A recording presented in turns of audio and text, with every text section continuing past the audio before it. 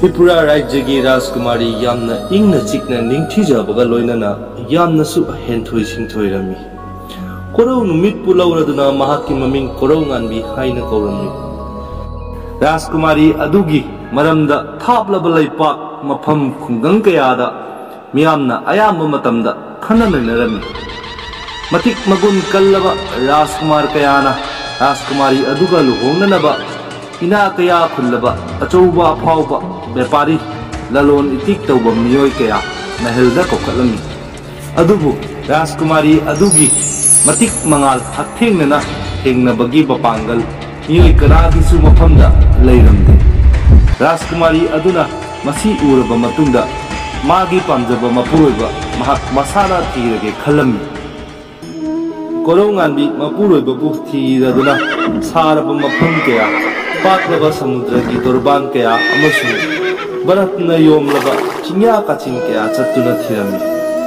Adubu thengarakpa miyoi kanabusu Rajkumari aduna pamlamde.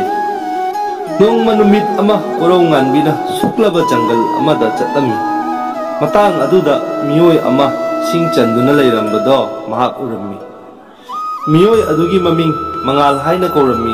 Korau nganbigumna masu jangalbu yamna nungsiramni. Adubu mangal mathwai yamna nungairamdi. Ngahak wari sanaraba matungda mangalna hairami. Mahakki mapabung panthau yamna ina kaya khunlaba ningthau ama oirami. Mahakki mamit ukhidraba matungda leprak praja mayamna mabu bahiskar haibadi tham hanthalami. Mangal hojik yam dongthiba awaba punsi wana leli. Korau nganbina mangalgi mataududa yamna nungairamde. Madudagi mahak mangalbu nungsiba poklakhi. Rajkumari mahel mayumda yangna chatladuna nungaiba paw ase mapabungda tanami. Mahakki mapabungsu yamna haraurami. Matangduda Narayan Narayan Rajkumari aduna mahakki swayambargi damakta thirba miyoi ado soidana siragani. Masi mahakki tamlaklabani. Mahak sahi amakhaktani hingkidorise. Asumna Narayan aduna hairami. Korau nganbi yamna mipay aduna khalli asugyam wana matam changladuna thirba miyoi asisu sigadoraba. Oh natte ay luhonglabasu mangal khaktaga luhongani. Mangal Rajkumari adugi ahanba amasung aroiba nuksibani. Narayan aduna Rajkumari adugi matau ado urubada nungaitraduna mahakna korau nganbida thorom khara tawthoknabagi hayaduna pautak pirami. Madudi ayuk nganna hogattuna isorbu khuramjau sara henba haibadi brata thammo aduga mana masing jaributi khara chau. Masi hairiba pumnamak se tawgadabani mangalgi punsi khara sangna hingnanaba. Piktekna chamna makoi ani luhongladuna mangal amasung korau nganbi jangalduda nungaina punsi hingminarami. Narayan adugi wari singdo illaduna makoi ani punsi hingminaraduna lelakpa chahi ama pharakle. Numit ado yaurakle khanghauduna mangalgi haksangna paukhum pirakle. Korau nganbi yamna kablakhi.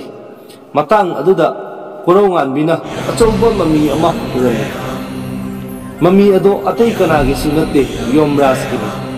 Mangalgi mathawai lauba laklambani. Korau nganbina ninghannaba tawdana Yomraj adugi maningda tanarami. Matam kaya leptana tanabadagi mahakki makhongpak kokthokduna ising halami. Magi angamba tanbado ubada Yomrajna peladuna decide tawri.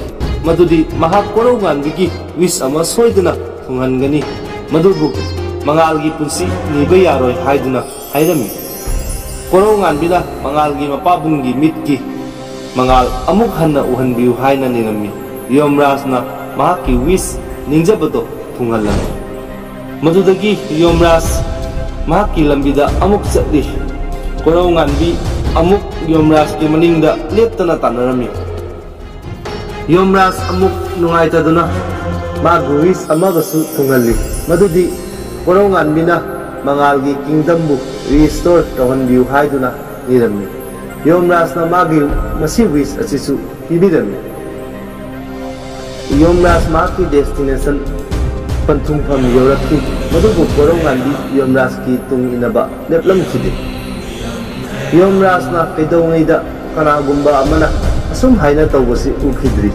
Mahakna Koronganbida asuki matik penki haibada mahakki last wish amagasu thunghallagani haiduna decide tawrami. Matang asida Koronganbina hai ai angang mayamgi mama uba pami. Yomraj wish asisu padakta mit usiladuna bor pirami. Koronganbina haukiba chahi amagi wari kaya liraduna hai ai mangalga leiminagani atai atopa kanagasu natte. Wari asigi arthadi Yomraj mangalgi atma thawaibu amuk hanna hajilhandaba yarodori khalli. Yomraj na Koronganbigi henthoi sinthoi basi ubada yamna pelami. Masigi matungda Yomraj na Ashirwad ka loinana mangalgi atma thawaibu amuk hanna hanjinhallamki. Mangal amasung Koronganbi amuk hanna nungai na punsi hingminaki.